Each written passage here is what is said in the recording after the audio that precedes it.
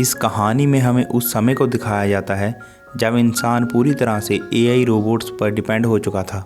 ये कहानी 1990 से स्टार्ट होती है जब हमें भाई बहन मिचेल और जॉन को दिखाया जाता है। जॉन बहुत ही इंटेलिजेंट लड़का था। छोटी ही उम्र में वो ऐसा टेस्ट दे रहा था जिससे वो डायरेक्ट कॉलेज में एडमिशन ले सकता है। एग्ज़ाम से फ्री होकर जैसे ही जॉन और मिचेल बाहर आते हैं तो जॉन को एक आर्मी ऑफिसर रोक लेता है क्योंकि जॉन ने कॉस्मो रोबोट वाला शर्ट पहना हुआ था, जिससे पता चल रहा था कि जॉन को रोबोट्स पसंद हैं। जल्द ही इंसान और रोबोट्स के बीच जंग होने वाली थी, इसलिए वो आर्मी ऑफिसर जॉन को रोबोट्स का साथ छोड़कर इंसानों की तरफ आने के लिए कहता है। इसके अगले सीन में हमें ईथन नाम के एक साइंटिस्ट को दिखाया जाता है जिसको रोबोट्स से बहुत ज़्यादा नफरत थी। सालों पहले रोबोट्स को इंसानों की मदद के लिए बनाया गया था, जिनसे इंसानों ने काम करवाया और फिर जब रोबोट्स में प्रॉब्लम आ जाती इंसान इन्हें फेंक दिया करते थे। सालों अपने साथ इंसानों का बुरा रवैया सहते हुए रोबोट्स थक गए। अपना हक और अपनी इज्जत पाने के लिए इन लोगों ने अपनी एक यूनिटी बना ली जिसका हेड था पीनट। लेकिन इंसानों को रोबोट की ये हरकत बिल्कुल पसंद नहीं आई और इस तरह इंसानों और रोबोट्स के बीच जंग हो गई और इंसानों पर रोबोट को यूज़ करने और अपने घर पर रखने के लिए पाबंदी लगा दी गई। दुनिया में हर तरफ जंग का माहौल था। जंग के दौरान एक मिलिट्री ऑफिसर ईथन को रिपोर्ट करता है कि वो हारने वाले हैं क्योंकि रोबोट कभी थकते नहीं। इंसान बस ये जंग हारने ही वाले थे कि साइंटिस्ट ईथन ने इंसानों की मदद के लिए एक नई टेक्नोलॉजी निकाल दी। उसने न्यूरोकास्ट रोबोट्स बनाए जिसे इंसान कंट्रोल कर सकते थे, वो भी अपने दिमाग की मदद से। और चंद ही हफ्तों में इस नई टेक्नोलॉजी की वजह से इंसान ने ये जंग जीत ली। जंग के ख़त्म होने के बाद इंसानों ने रोबोट्स के साथ एक कॉन्ट्रैक्ट कर लिया जिसकी वजह से रोबोट्स को डिस्ट्रॉय करने की बजाय उन्हें एक फैसिलिटी में कैद कर दिया जाना था। इसके कुछ सालों बाद साइंटिस्ट ईथन ने अपनी न्यूरो टेक्नोलॉजी को बहुत ही एडवांस कर लिया था और इंसान के दिमाग को दो हिस्सों में डिवाइड करके एक वक्त में दोनों हिस्सों को न्यूरोकास्ट के साथ अटैच कर दिया। यानी कि इंसान न्यूरोकास्ट की मदद से एक ही समय में दो अलग अलग जगहों पर काम कर सकता था। ये टेक्नोलॉजी लोगों को बहुत पसंद आई और पूरी दुनिया के लोग इस टेक्नोलॉजी को यूज़ करने लगे। इसके बाद कहानी 1994 से शुरू होती है। यहाँ पर मिचेल को अपने फॉरेस्ट डैड के साथ रहते दिखाया जाता है। जब मिचेल स्कूल आती है तो देखती है कि सभी बच्चों को न्यूरो हेलमेट की मदद से पढ़ाया जा रहा है, पर मिचेल न्यूरो हेलमेट यूज़ करने से मना कर देती है क्योंकि उसे अपना इंसानी वर्जन पसंद है। न्यूरो हेलमेट यूज़ ना करने की वजह से प्रिंसिपल मिचेल को कहती है कि अगर तुम स्कूल के रूल फॉलो नहीं करोगी तो मुझे तुम्हारी मॉम को कंप्लेंट करनी पड़ेगी।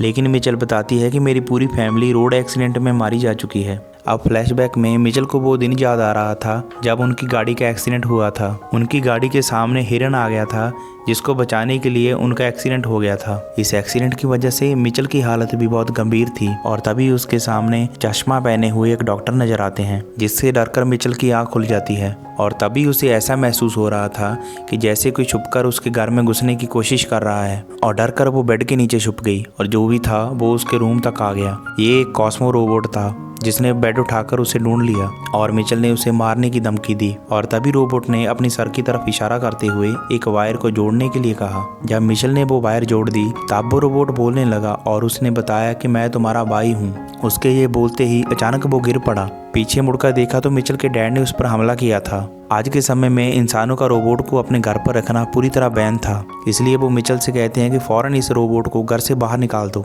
जैसे ही ये बात कहकर मिचेल का डैड पुलिस को कॉल करने लगता है तो मिचेल पीछे से आकर उसे इलेक्ट्रिक शॉक देकर बेहोश कर देती है और कॉस्मो रोबोट को अपने साथ गाड़ी में लेकर निकल जाती है। एक जगह पहुंचने के बाद मिचेल रोबोट से पूछती है कि तुम ये क्यों कह रहे थे कि तुम मेरे भाई हो, क्या तुम्हारे अंदर मेरे भाई के कॉन्शियस हैं? रोबोट हाँ में सिर हिलाता है। ये बात सुनकर मिचेल बहुत इमोशनल हो जाती है और उससे पूछती है कि आखिर मेरे भाई की बॉडी कहाँ पर है। वो इसे इशारा कर बताता है कि तुम्हारे भाई की बॉडी के बारे में चश्मे वाले डॉक्टर को पता है। ये बात सुनकर मिचेल को याद आता है कि ये वही डॉक्टर है जिसने बताया था कि तुम्हारा भाई मर चुका है। डॉक्टर के बारे में सुनते ही ये दोनों उसे ढूंढने के लिए निकल जाते हैं। रास्ते में हमें दिखाया जाता है कि न्यूरोटेक की वजह से इंसानों की हालत बहुत बुरी हो चुकी थी। ये सब देखकर कॉस्मो रोबोट को बहुत बुरा लग रहा था इसी जगह पर हम इवांस नाम के एक आदमी को देखते हैं जो यहाँ पर न्यूरोकास्ट रोबोट को एक गन बेचने के लिए आया होता है और गन को पकड़ते ही वो न्यूरोकास्ट रोबोट इस गन के पैसे उसे देने से मना कर देता है और उल्टा उसी की गन से उसी को धमकाने लगता है। इससे पहले कि वो इवांस को मार देता,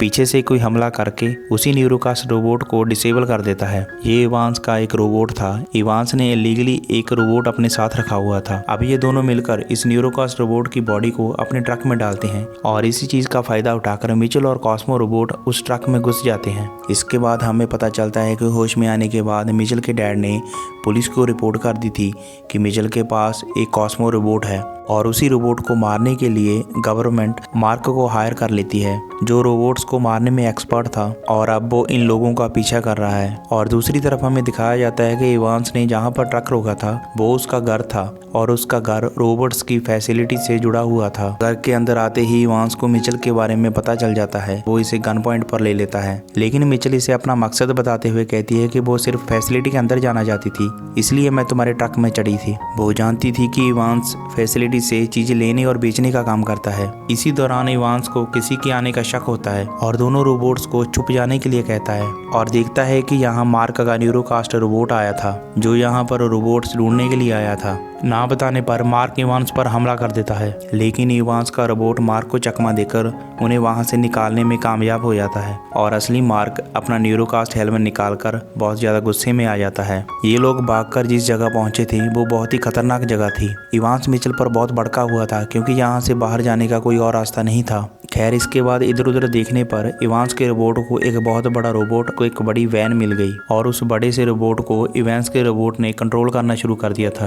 ये लोग वहां से निकलने ही वाले थे तो मिचेल ने उनसे मदद मांगते हुए कहा, मैं एक डॉक्टर को जानती हूँ जो यहीं रहते हैं, वो यहाँ से बाहर निकलने का रास्ता जरूर जानते होंगे। अगर तुम हमारी मदद करो तो तुम भी यहाँ से बाहर निकल पाओगे। ये सुनकर इवांस उनकी मदद करने के लिए मान जाता है और ये लोग एक वैन के अंदर बैठ जाते हैं और जिसको वो बड़ा सा रोबोट अपने कंधों पर उठाकर चल पड़ता है। इसी दौरान मिचेल इवांस से पूछती है कि तुम्हें ये रोबोट कहाँ से मिला, तो इवांस इसे बताता है कि मुझे ये रोबोट जंग के मैदान से मिला था और इसी ने मेरी जान बचाई थी। इसका मेरे ऊपर बहुत बड़ा एहसान है, इसलिए मैं इसे हमेशा अपने साथ रखता हूँ। इसके अगले सीन में हमें ईथन को दिखाया जाता है जो अपनी न्यूरोटेक टेक्नोलॉजी के फेल होने के बारे में पूछने के लिए अपनी लैब में आता है और गुस्से में अपने डॉक्टर से पूछता है कि हमारी सर्विसेज खराब कैसे हो रही हैं, जिसमें डॉक्टर ने बताया कि जॉन भाग गया है जिसकी मदद से हम ये न्यूरोटेक टेक्नोलॉजी चला रहे थे। इस पर ईथन पूछता है कि उसकी बॉडी तो हमारे पास है, वो कैसे भाग सकता है। जवाब में डॉक्टर बताता है कि जॉन ने अपना कुछ कॉन्शियस एक रोबोट में डालकर उसे यहाँ से भगा दिया है, उसी की वजह से हमारे न्यूरोटेक में मसला हो रहा है। और ये बात सुनकर ईथन गुस्से में आकर उस रोबोट को जल्द से जल्द ढूंढने के लिए कहता है। इसके बाद ईथन न्यूरोटेक की मदद से मार्क से मिलता है और उससे जॉन के रोबोट को ढूंढने में मदद मांगता है। इसके अगले सीन में हमें मिचेल और उन सबको दिखाया जाता है जो एक अजीब सी जगह पर खड़े हुए थे। अचानक किसी ने उन पर फ्रिज फेंक कर हमला कर दिया और टीम का ये बड़ा सा रोबोट जख्मी हो गया और कुछ ही देर में उन्हें बहुत सारे रोबोट्स ने आकर बंदी बना लिया। उन्हें डॉक्टर पीनट के पास ले जाते हैं जो इन सब के लीडर थे और यहाँ पहुंचने पर मिचेल इसे जिंदा देखकर बहुत हैरान थी। लीडर के द्वारा यहाँ पर आने की वजह पूछने पर मिचेल इसे बताती है, हम यहाँ पर एक डॉक्टर को ढूंढने आए हैं जो यहीं पर रह रहे हैं। तो पीनट इन्हें बताता है कि यहाँ से कुछ ही दूरी पर एक सेफ हाउस है, शायद वो वहीं पर रहता है। जैसे ही ये वहाँ से डॉक्टर को ढूंढने के लिए निकलते हैं तो इनकी मदद के लिए पीनट अपने कुछ रोबोट को भी इनके साथ भेज देते हैं। जैसे ही ये लोग यहाँ से निकलते हैं तो दिखाया जाता है कि मार्क भी इनके पीछे वहाँ पर पहुँच चुका है। ये लोग जब अपनी मंजिल पर पहुँचे तो वहाँ पर इन्हें बहुत सारे रोबोट्स ने घेर लिया। इससे पहले कि वो इन्हें नुकसान पहुँचाते वहाँ पर एक गाना बजता है और एक सीक्रेट डोर खुल जाता है जिसके अंदर से स्लिप होते हुए ये लोग डॉक्टर कियोन के पास पहुँच जाते हैं जिसकी तलाश में मिचेल यहाँ पर आई थी। इससे पहले कि डॉक्टर कियोन इनसे पूछते तो मिचेल इससे सवाल करती है कि आखिर मेरा भाई कहाँ पर है, आपने मुझसे झूठ क्यों बोला था कि वो मर गया है। इसका जवाब देते हुए डॉक्टर कियोन बताते हैं कि तुम्हारा भाई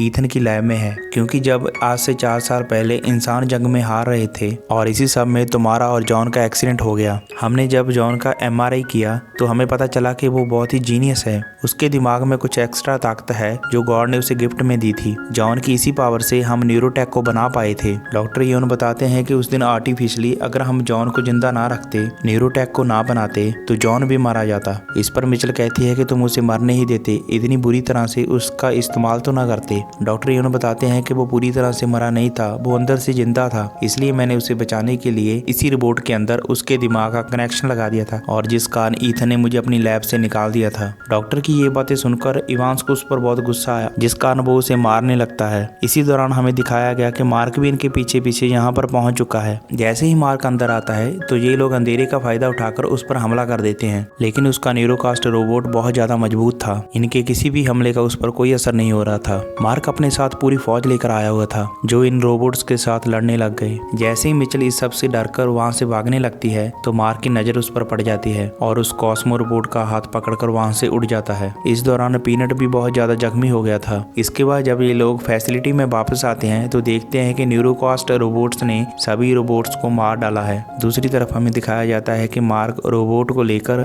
ईथन के पास पहुंच चुका है, जिसे देखते ही उसकी सांस में सांस आती है। उसके डॉक्टर रोबोट को पकड़कर एक मशीन पर लिटा देते हैं और उसके अंदर से सारे कॉन्शियस को दोबारा जॉन की बॉडी में डाल दिया जाता है। मार्क ये सब देखकर बहुत हैरान था कि ईथन कितने बुरे तरीके से एक बच्चे का इस्तेमाल कर रहा है। दूसरी तरफ हम मिचेल को देखते हैं जो कॉस्मो रोबोट के जाने के बाद बहुत दुखी थी और तभी पीनट का एक कंप्यूटर रोबोट मिचेल के पास आता है और जिसके पास बहुत सारी जानकारी थी और उसके पास यहाँ से बाहर निकलने का भी रास्ता था। उसने मिचेल को बताया है कि पूरा न्यूरोटेक तुम्हारे भाई के ब्रेन से चलता है और अगर तुम्हारा भाई होश में आ गया तो पूरा न्यूरोटेक बंद हो जाएगा। ये सुनकर मिचेल के दिमाग में न्यूरोटेक को बंद करवाने का आइडिया आता है और ये कंप्यूटर रोबोट भी इनके साथ चलने के लिए तैयार था, लेकिन पीनट नहीं, क्योंकि पीनट दोबारा जंग नहीं चाहता था, वो शांति चाहता था। लेकिन सभी रोबोट्स के समझाने पर कि यही शांति का रास्ता है, पीनट मान जाता है। इसके बाद ये सभी रोबोट मिचेल के साथ ईथन की लैब तक पहुंच जाते हैं। ये लोग बहुत बड़े रोबोट को अपने साथ लेकर आए थे,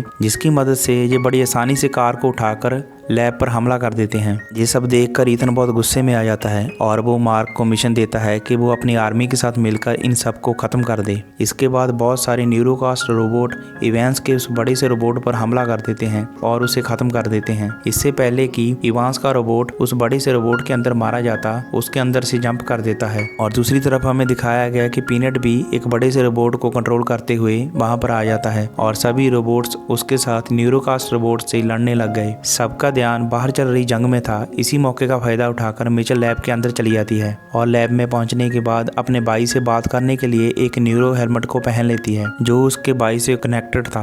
बाहर हमें दिखाया जाता है कि मार्क अपना बहुत बड़ा न्यूरोकास्ट रोबोट पहन कर आता है और जिसकी मदद से वो यहाँ पर तबाही मचा देता है। और इसी दौरान पीनट उसके सामने आ जाता है। उससे बातों के दौरान उसे पता चलता है कि पीनट कोई खराब रोबोट नहीं है और पीनट को कहता है कि तुम्हारे अंदर इंसान से भी ज्यादा इंसानियत है। मैं आज एक इंसान से मिला है जिसके अंदर रोबोट से भी कम इंसानियत है। वो ईथन की बात कर रहा था। इसके बाद मार्क फैसला कर लेता है कि अब वो और ईथन का साथ नहीं देगा। अगले सीन में हमें मिचेल को दिखाया जाता है जो उस न्यूरोकास्ट हेलमेट की मदद से अपने भाई से मिलती है। यहाँ आते ही मिचेल उसे यहाँ से जाने के लिए कहती है, लेकिन जॉन वहाँ से जाने से मना कर देता है। वो कहता है कि मेरा यहाँ से निकलना इम्पॉसिबल है क्योंकि मैं मर चुका हूँ और मेरे दिमाग को इन लोगों ने आर्टिफिशियली जिंदा रखा हुआ है और मेरे दिमाग से ही ये न्यूरोटेक चल रही है। मिचेल उससे पूछती है कि तुम चाहते क्या हो। तब जॉन ने उसे समझाया, अगर मेरा दिमाग और देर एक्टिव रहा तो ईथन मेरे दिमाग का इस्तेमाल करके इस दुनिया को पूरी तरह बर्बाद कर देगा। अच्छा यही है कि तुम मुझे मार दो, मेरे दिमाग को डीएक्टिवेट कर दो ताकि न्यूरोटेक भी बंद हो जाए और ये सारी तबाही भी। जॉन की ये बात सुनकर मिचेल पहले तो मना कर देती है, लेकिन उसके काफी समझाने पर वो मान जाती है। मिचेल असली दुनिया में वापस आ जाती है और उसने आगे बढ़कर जॉन की सारी मशीन्स को ऑफ कर दिया, जिसकी वजह से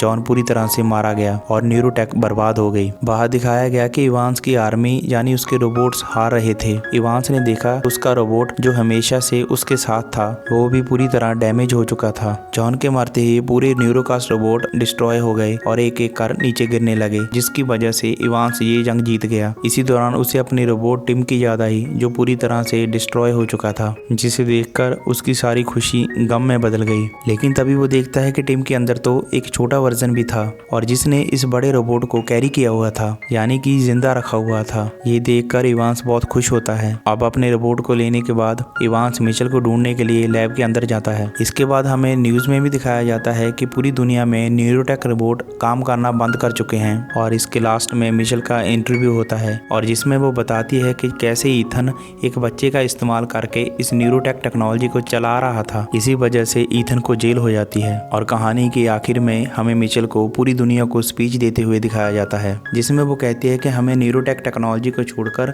आपस में मिलकर रहना चाहिए। और इसी के साथ ये कहानी यहीं पर समाप्त हो जाती है। दोस्तों, अगर आपको हमारी कहानी पसंद आई हो तो इस वीडियो को लाइक करें और चैनल को सब्सक्राइब करें।